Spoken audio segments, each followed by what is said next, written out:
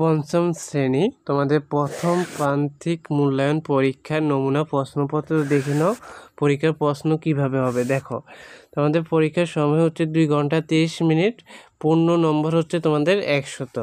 তো 1 নম্বরে থাকবে কবিতা, কবি ও কবিতার নাম সহ সংকল্প অথবা সবার আমি ছাত্র কবিতার প্রথম 8 লাইন লেখো। হ্যাঁ, 10 নম্বর।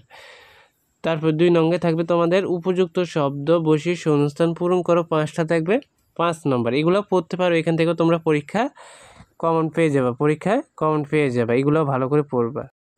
তারপরে 3 নং কোশ্চেন থাকবে রচনামূলক প্রশ্নগুলোর উত্তর দাও বা উত্তর লিখো, যে কোনো 3টা, 5টা থাকবে, 3টা উত্তর করতে হবে, একটা 4 করে 3টা, তোমার এখানে 12 মার্ক। হ্যাঁ, তো এখানে যেমন মৃৎশিল্প কি, মৃৎশিল্পের জন্য মাটি পোড়া আর কি দরকার হয় 3টি বাক্য লেখো। তারপরে খ নম্বরটা একজন মুক্তিযোদ্ধা সম্পর্কে 4টি বাক্য লেখো। গ নম্বরটা মাটি কিভাবে আমাদের সহিষ্ণুতার শিক্ষা দেয়। তারপরে ঘ নম্বরটা তুমি কেন দেশকে ভালোবাসবে, 4টি বাক্য লেখো।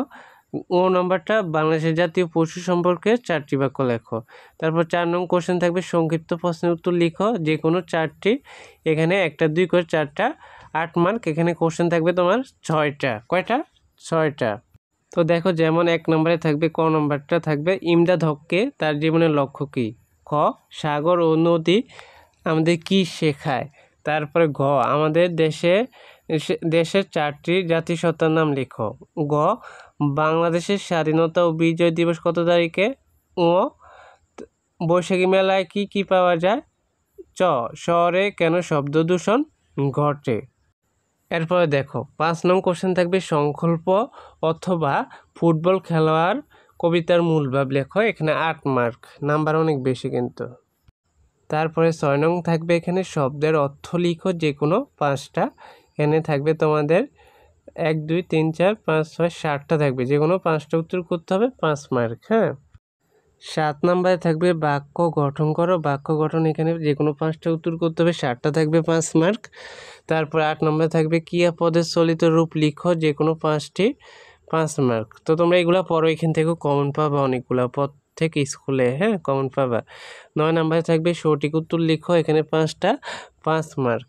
সঠিক উত্তরগুলো ভালো করে দেখানো, প্রত্যেকে এখান থেকেও কমন পাবা। তারপরে বাক্য গঠনে এখান থেকেও কমন পাবা।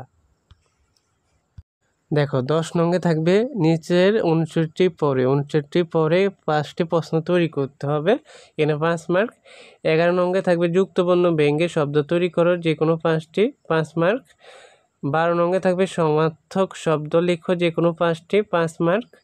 এই সমার্থক শব্দ এগুলো পড়লে হবে। তারপরে 13 নম্বরে থাকবে এক কথায় প্রকাশ, যে কোনো 5টি, যা হবে।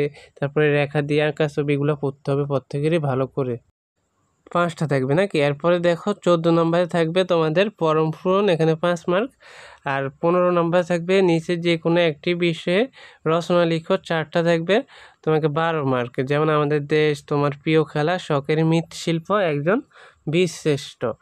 তো এটা ছিল তোমাদের 5ম শ্রেণী বাংলা নমুনা কোশ্চেন। আর কোন ক্লাসের লাগবে এবং কোন বিষয়ের লাগবে তা কমেন্টে জানাবা, তাহলে আমরা ওই ক্লাসেগুলো আগে আপলোড করব, নমুনা প্রশ্নগুলো কেমন। তো ধন্যবাদ সবাইকে, আল্লাহ হাফেজ।